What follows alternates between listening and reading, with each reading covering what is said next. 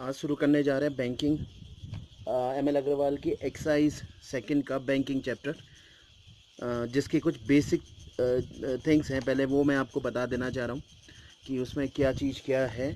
तो पहले बस इसमें सिर्फ फॉर्मूला है, जो दो फॉर्मूले हैं वही इसके मेन फॉर्मूले हैं जो कि पूरी एक्सरसाइज में रहते हैं। तो चलिए इसके बारे में डिस्कस करते हैं कि ये है क्या।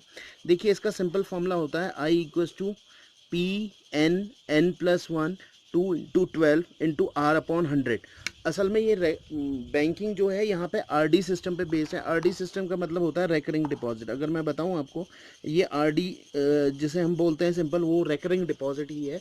रेकरिंग डिपॉजिट असल में है क्या, जिसमें आप हर मंथ कुछ ना कुछ पैसा किसी एक अकाउंट में सबमिट करते हैं। मान लीजिए आप हर मंथ की 100 रुपीज़ की या 1000 रुपीज़ की एक पासबुक खुलवाइए, तो उसमें आपको कंटिन्यूस हर मंथ 1000 रुपीज़ या 3000 रुपीज़ या जितने भी रुपीज़ हैं वो आपको जमा करने पड़ेंगे।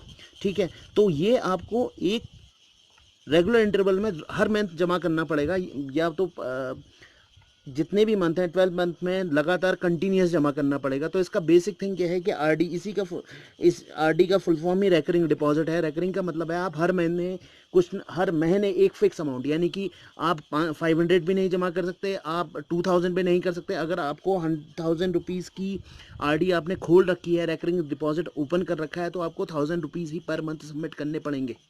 ठीक है, वो दो हाफ में होता है, या तो 50 पहले के 1 से लेके 15 तक का फर्स्ट पीरियड होता है, और 15 से लेके 30 तक का, यानी कि या तो आपने पहले स्लॉट में जमा करने हैं या सेकंड स्लॉट में जमा करने हैं, वो आप पे डिपेंड करता है। तो देखिए अब इसमें है क्या, इसका फॉर्मूला है आई इक्वल्स टू पी।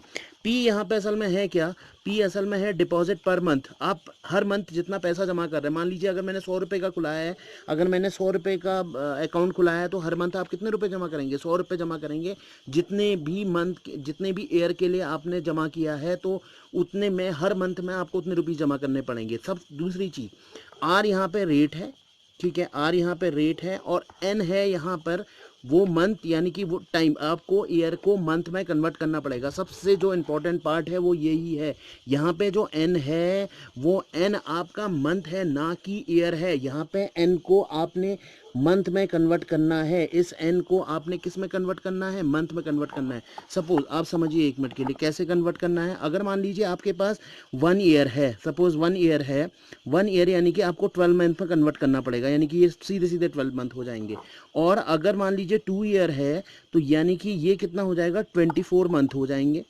ठीक है, और ऐसे ही अगर मंथ दिया है कहीं पे क्वेश्चन पे, मान लीजिए 4 मंथ दिया है, तो आपको कुछ करने की ज़रूरत ही नहीं है, वो ऑटोमेटिकली मंथ में कन्वर्ट है, तो आपको कन्वर्ट करने की ज़रूरत नहीं है। तो बेसिक चीज़ क्या है कि प्रिंसिपल तो वो हो जाएगा जो आप हर महीने डिपॉजिट कर रहे हैं। पी का मतलब है जो मंथ डिपॉजिट करिए। प्रिंसिपल एक किस्म से मान लीजिए हर मंथ का प्रिंसिपल है जो आप जमा कर रहे हैं।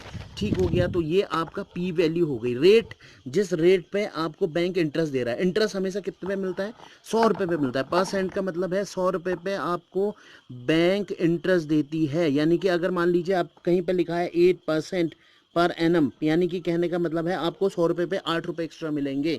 तो आप जितने भी पैसा जमा कर रहे हैं, बैंक आपको इंटरेस्ट हमेशा 100 रुपये पे देती है, ना 1 रुपये भी देती है, ना 1000 रुपये भी देती है। वो सीधे 100 रुपये पे आपको इंटरेस्ट रेट जो क्रिएट रहता है, वो 100 रुपये पे क्रिएट रहता है। अब देखिए उसके बाद क्या आ रहा है, आई यहाँ पे है इंटरेस्ट।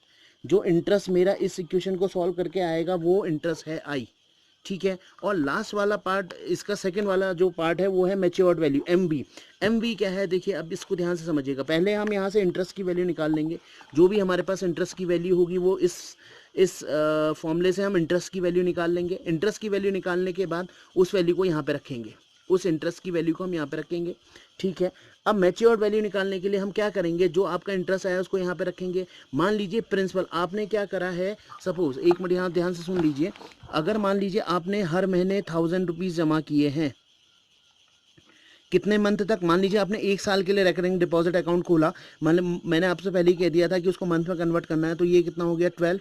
और सपोज इंटरेस्ट आ गया, मान लीजिए आपका 1 मिनट के लिए इसको सॉल्व करके आ गया, सपोज 100 रुपीज़ आ गया।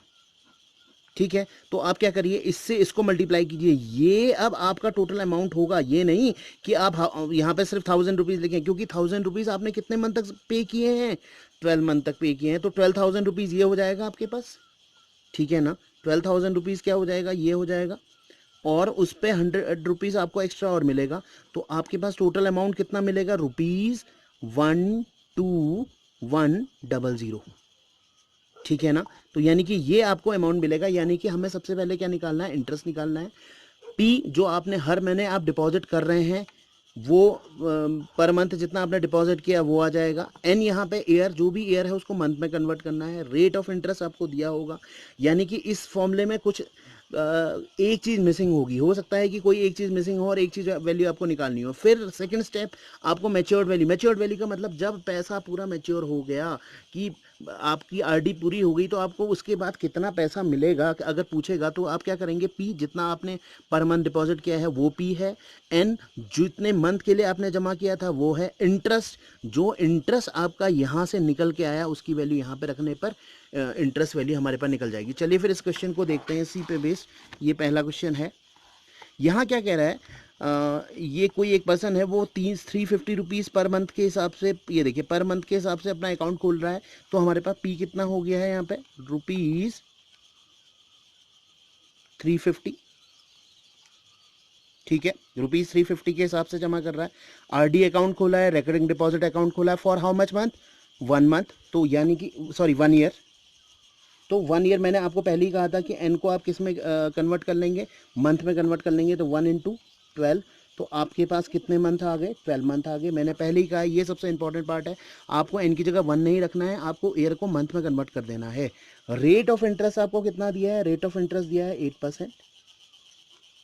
ठीक है, और बस उसके बाद आप सीधे सीधे इसकी क्या निकालिए, रिसीविंग, उसने उसको कितनी मैच्योरिटी मिली। तो पहले हमारा काम क्या करना है, इंटरेस्ट निकालना है।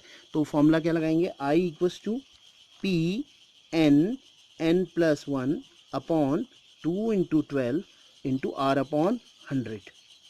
आप इस फॉर्मूले में रख दीजिए। तो आपके पास देखिए पी की जगह कितना है, डिपॉजिट पर मंथ 350 रुपीज़ वो जमा कर रहा है, ये दिया है ना 350 रुपीज़। मैंने मंथ को रखना है 12, और ये कितना हो जाएगा 12+1, एन की जगह एक वैल्यू 12 रख दीजिए, 12+1 × 2 × 12 × R/100। 8% आपको दे रखा है, 8/100।